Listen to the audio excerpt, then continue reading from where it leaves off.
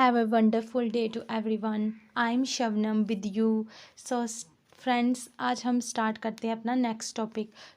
पिछले वीडियो में हमने पढ़ा जकोबियन एज के बारे में. अब हमारी है चार्ल्स वन की एज है जो Caroline age. Let's start Caroline age. सबसे पहले हम कैरोलिन एज की हिस्टोरिकल बैकग्राउंड को जान लेते हैं. कैरोलिन एज में है वो किंग था चार्ल्स वन. इंग्लैंड की इंटायर हिस्ट्री में सिर्फ एक ऐसा ही किंग हुआ है चार्ल्स वन जिसको बी हेडेड किया गया था. Charles one, why he is be headed. हम अब इसकी हिस्टोरिकल बैकग्राउंड को जानते हैं.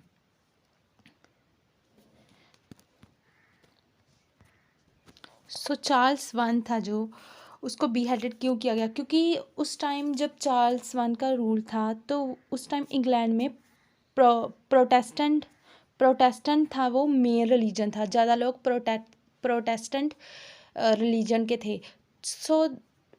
जैसे दो सेक्ट होते हैं ऐसे ही वहाँ पर दो मेन रिलीजन थे, कैथोलिक और प्यूरिटेंस. जो प्रोटेस्टेंट हैं उनको ही प्यूरिटन बोला जाता है. प्यूरिटन मीन्स जो पहले वहाँ पर ओरिजिनल लोग थे वहाँ पर रहते थे. प्रोटेस्टेंट एंड प्यूरिटन्स सेम है दोनों, इसमें आपने कंफ्यूज नहीं होना. मेनली टू रिलीजन थे वहाँ पर, Catholic and Puritans. Main reason हो गए वहाँ के दो, कैथोलिक एंड प्यूरिटन्स. इन दोनों में ना अक्सर फाइट होती रहती थी. लोग एक दूसरे को ये बिल्कुल भी पसंद नहीं करते थे. जो चार्ल्स वन था वो ना कैथोलिक क्वीन से शादी करना चाहता था, किसी कैथोलिक क्वीन से. तो फिर जो प्यूरिटन लोग प्रोटेस्टेंट लोग थे इंग्लैंड के, वो जानते थे कि अगर इसने कैथोलिक गर्ल से शादी कर ली तो हमारा जो नेक्स्ट सक्सेसर होगा, किंग बनेगा, वो भी कैथोलिक ही बनेगा. तो फिर वो सारे प्यूरिटन्स को मार देगा. इसलिए वो नहीं चाहते थे कि किंग उससे शादी करे, बट किंग ने की. इसलिए उन लोगों के मन में उन लोगों के दिल में उनके खिलाफ, चार्ल्स वन के खिलाफ टोटली नफरत थी. They hate very much to Charles one. That's why वो सारे चार्ल्स वन के अगेंस्ट हो गए थे. मोस्टली जो पीपल थे इंग्लैंड के वो सारे चार्ल्स वन के अगेंस्ट थे.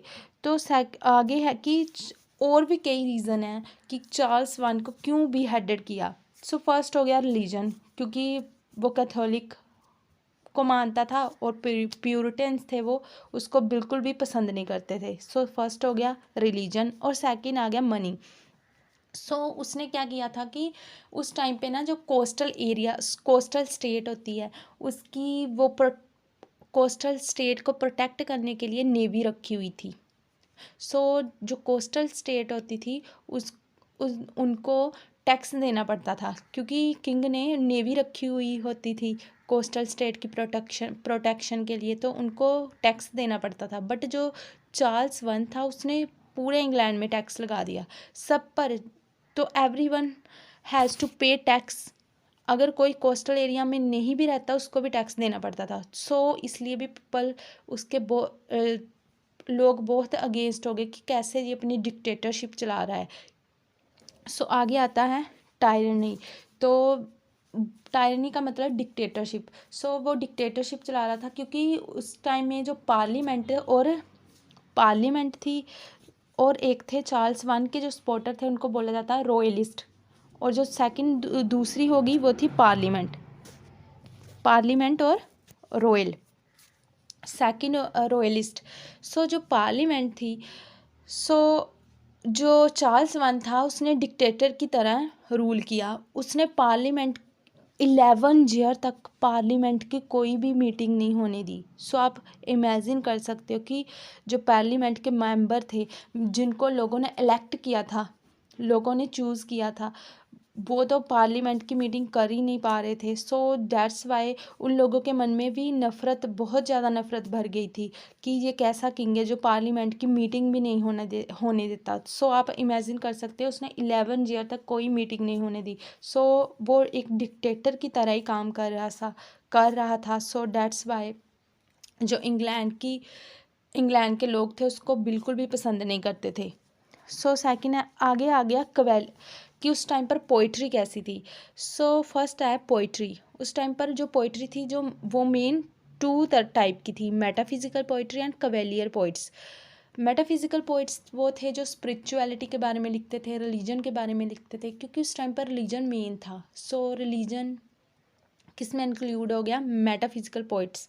जो मेटाफिजिकल पोइट्री है वो मीन्स रिलीजियस पोइट्री थी। सो आगे एक है कवेलियर पोइट्स। कवेलियर पोइट्स कौन थे, जो किंग चार्ल्स वन को सपोर्ट करते थे और उसकी कोर्ट में रहते थे। सो उनको बोला जाता था कवेलियर पोइट्स। सो कवेलियर पोइट्स है वो ज़्यादा किसके बारे में लिखते थे, वो लिखते थे कि हमें फ्रीली लाइफ जीनी चाहिए, हर एक दिन इंजॉय करना चाहिए था। वो मीन्स स्पिरिचुअलिज्म के बिल्कुल अपोजिट थे। वो ऐसे लिखते थे कि हमें ऐसे लाइफ जीनी चाहिए, फ्रीली जीनी चाहिए, कोई भी रिस्ट्रिक्शन नहीं होनी चाहिए, कोई स्पिरिचुअल रिलीजियस रिस्ट्रिक्शन नहीं, जैसे हमारा मन करे वैसे लाइफ को जीना चाहिए। सो कवेलियर पोइट्स की नाम मैंने थोड़े से बताए हैं।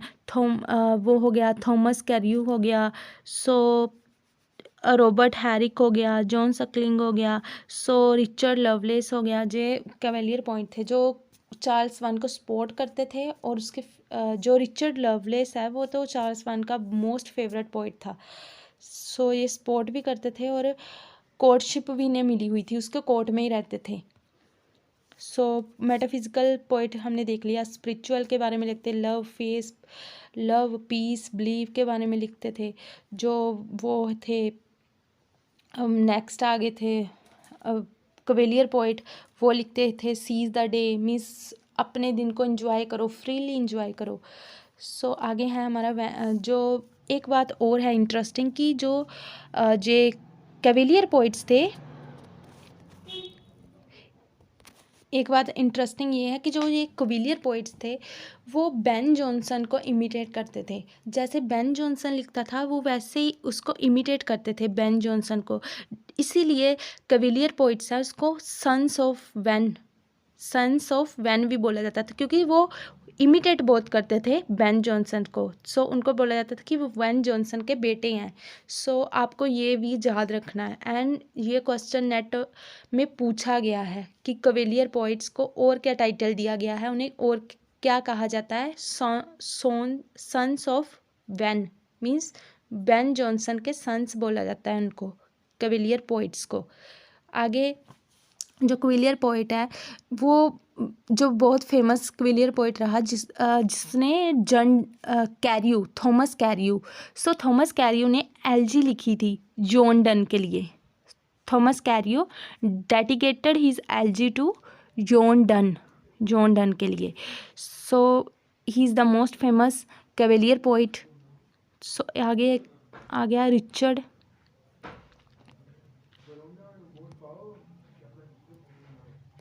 नेक्स्ट है हमारा जो चार्ल्स वन का फेवरेट पोइट था, Richard Lovelace. So Richard Lovelace को ना कई बार जेल जाना पड़ा, क्योंकि लोग जो किंग चार्ल्स से एंग्री रहते थे उससे भी एंग्री रहते थे। सो उसको भी उठाकर कैप्चर करके जेल में डाल देते थे, प्रिजन में डाल देते थे।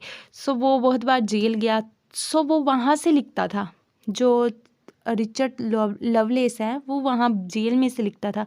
सो उसने एक जेल में रहकर एक बुक लिखी है जो कि बहुत फेमस है, और उसका नाम है To Althea from prison by Richard Lovelace. So उसमें एक बहुत ही ब्यूटीफुल लाइन है, stone walls does not make a prison just like iron bars does not make a cage. So उसने ये लाइन लिखी है, और this line is very famous कि स्टोन वॉल्स प्रिजन नहीं बनाती, मीन्स कि जो पोइट की फीलिंग है उसको मार नहीं सकती। ये थीम लेकर उसने लिखी है ये poetry. So stone walls does not make a prison just like iron bars does not make a cage. So this is very famous poetry. So आगे है ड्रामा। सो उस टाइम पर जो प्यूरिटन्स थे वो बहुत ही ऑर्थोडॉक्स थे, वो बहुत रिलीजन को मानते थे। उनको लगता था कि जैसे बहुत सारे पहले जो रोमियो जूलियट, हैमलेट, मैकबेथ, हमने देखा बहुत सारे फेमस प्ले हुए थे। उनको लगता था कि इंग्लैंड के लोगों का दिमाग करप्ट हो रहा है इन प्ले की वजह से, क्योंकि वो ऑर्थोडॉक्स थे, प्यूरिटन्स थे, तो उन्होंने बैन लगवा दिया था। तो जब सिविल वार का टाइम था, मीन्स जब नेक्स्ट पीरियड आता है 1642 में, जो थ्रेटर थे वो एक एक्ट पास किया था उन्होंने, और जो थ्रेटर थे वो बैन कर दिए गए थे इंग्लैंड में। सो आप देख सकते हैं कि जहाँ पर इतने अच्छे प्ले परफॉर्म किए गए, मैकबेथ जैसे, हैमलेट जैसे, रोमियो जूलियट जैसे, वहाँ पर टोटली बैन लगा दिया गया थ्रेटर्स पर। उनको लगता था कि जो लोगों का दिमाग है वो डाइवर्ट हो रहा है, वो रिलीजन की तरफ से ध्यान नहीं दे पा रहे इन प्लेज की वजह से। सो इंग्लैंड में थिएटर बंद कर दिए गए थे। बट जो उस टाइम पर फेमस ड्रामा जिन्होंने लिखे हैं कैरोलियन एज में, उनके नाम है John Ford. So John Ford है, उसने लिखा है it is a pity she is war, it is a pity she is a war. उसकी फेमस ड्रामा है उसका। सो एक और है, उनका नाम है जेम्स शर्ले ने कॉमेडी लिखी है एक, हाइड पार्क। जो जेम्स शर्ले है उसने कॉमेडी लिखी है हाइड पार्क। सो फ्रेंड्स, ये थी मेरी आज की वीडियो जिसमें मैंने मेन ब्रीफ पॉइंट्स बताए हैं कैरोलियन एज के बारे में। और मेरी नेक्स्ट वीडियो होगी सिविल वार पर, age of civil war. So friends, if you like my video please share, like and subscribe my channel. So please आप चैनल को सब्सक्राइब कर लो ताकि आप मुझसे जुड़े रहो और मेरी जो नेक्स्ट वीडियो आने वाली है उसका आपको पता चलता रहे, अपडेट मिलती रहे। So friends, please like, share and subscribe. Thank you very much for watching my video. And friends, मैंने नीचे डिस्क्रिप्शन बॉक्स में अपने टेलीग्राम का लिंक भी दिया है, आप प्लीज़ उसे भी ज्वाइन कर लें। So thank you very much.